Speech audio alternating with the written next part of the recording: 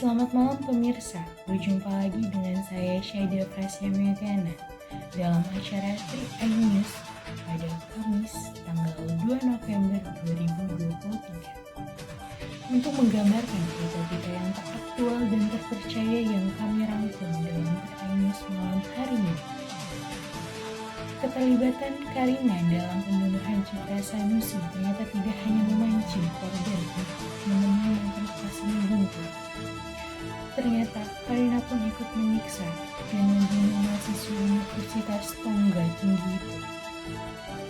Motif dari pelaku wanita yang berusia sebaya dengan pelaku Guntur dan korban itu terungkap berdasarkan pemeriksaan sementara yang dilakukan pihak kepolisian tadi malam. Pelaku ditangkap 2 jam sesudah Guntur ditangkap kepolisian saat melayat jenazah di Rumah Sakit Cipto, Salemba, Jakarta Pusat. Karina merupakan kasih Guntur saat ini. Dia cemburu terhadap pertemuan Guntur dengan mantan kekasihnya itu. Sebelum tewas, kedua pelaku ini sempat menyiksa korban dengan cara dipukul menggunakan balok dan disetrum. Satu di antara pelaku juga menyumpal mulut Citra Sanusi dengan kertas. Nahasnya sumpalan kertas itu yang membuat Citra Sanusi tersedak dan tidak bisa bernafas hingga akhirnya tewas. Baik pemirsa, kita beralih pada berita yang kedua. Hujan deras yang mengguyur Jakarta dan sekitarnya sejak 3 hari terakhir mengakibatkan sejumlah wilayah di ibu kota terendam banjir. Di antaranya perumahan Bumi Jaya, Kemang, Jakarta Selatan dengan ketinggian air mencapai 1 meter. Anggota tim SAR gabungan telah mengevakuasi warga terutama lansia dari rumah terdampak banjir. Banjir juga merendam wilayah Grogol, Jakarta Barat, hingga Rabu siang. Beberapa lokasi di Cipinang Melayu memiliki ketinggian air lebih dari 60 cm.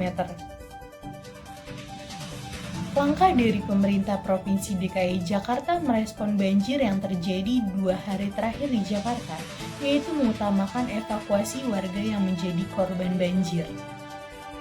Gubernur DKI Jakarta Anies Baswedan menyebut banjir Jakarta diperparah dengan air kiriman dari hulu. Tapi pihaknya telah menyiagakan sejumlah pintu air agar banjir tidak merendam kawasan utama di ibu kota. Sementara itu, Badan Meteorologi, Klimatologi, dan Geofisika BMKG mengingatkan masyarakat harus tetap waspada terhadap peningkatan curah hujan wilayah Jabodetabek.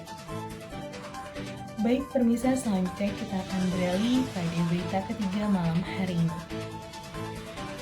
Gempa berkekuatan 6,1 skala Richter di Maluku Tengah siang tadi terjadi pada pukul 13.43 waktu Indonesia Timur. Itu menimbulkan dampak longsor bawah laut dan terjadinya kenaikan permukaan air laut. Detik-detik saat permukaan air laut di pantai Japutah hingga pantai Apiahu naik terekam dari video yang tersebar di media sosial. Saat ini warga di sekitar pantai sudah mengungsi ke daerah perbukitan menjauhi pantai.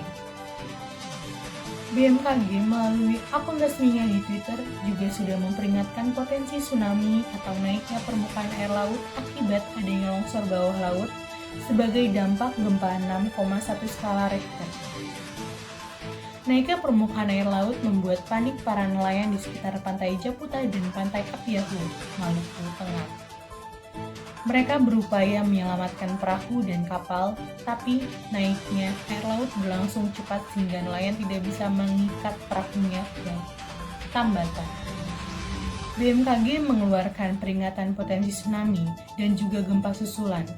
BMKG meminta warga di sekitar pantai untuk segera menjauhi pantai dan menuju daerah yang tinggi. Sebagian warga tampak berada di perbukitan dan hutan sekitar pantai. Mereka cukup sigap dengan peringatan BMKG.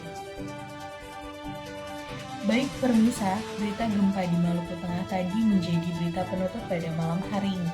Saya Syaida Prasyamyatiana beserta segenap tim TI News mengucapkan terima kasih dan mohon maaf pamit undur diri.